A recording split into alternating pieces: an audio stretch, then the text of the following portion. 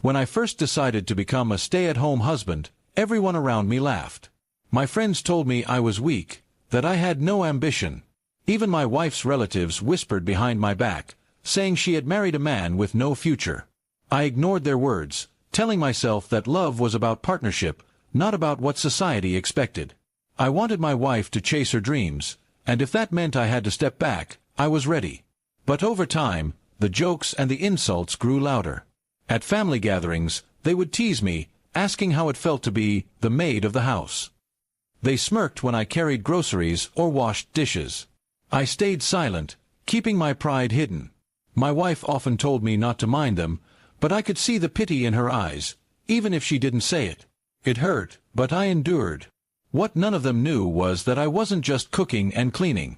In the quiet hours, while my wife was at work, I was building something.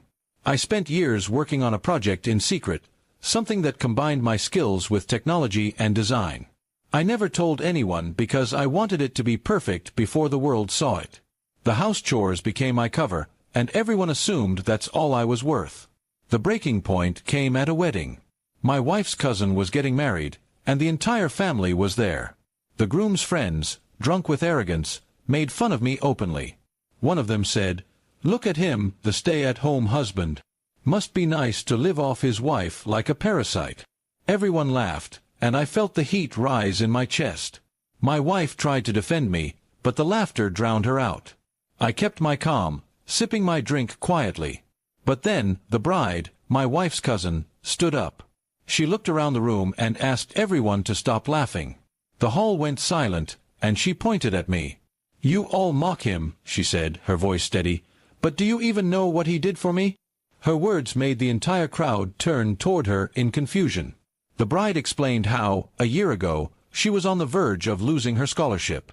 She had failed a critical project and was ready to give up. Desperate, she came to me for help.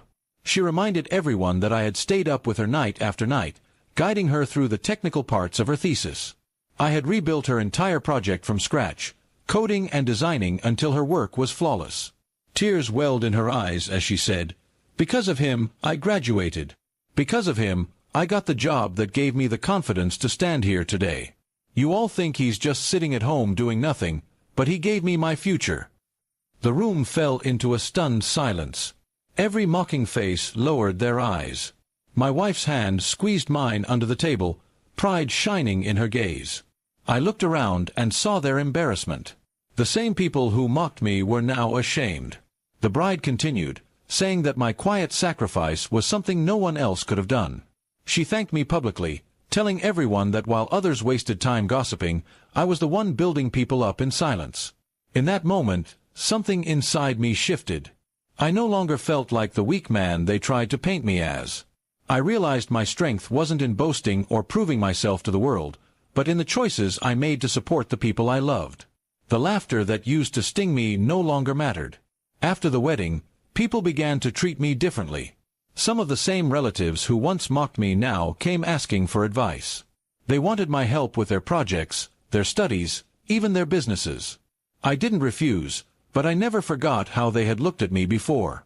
Respect that comes late has a different weight. My wife hugged me that night, whispering, "Now they finally know what I've always known." Her words melted away years of doubt.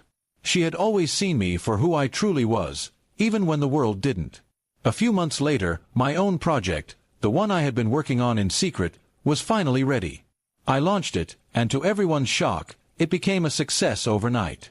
The same people who once called me useless now praised me, saying they always knew I was talented.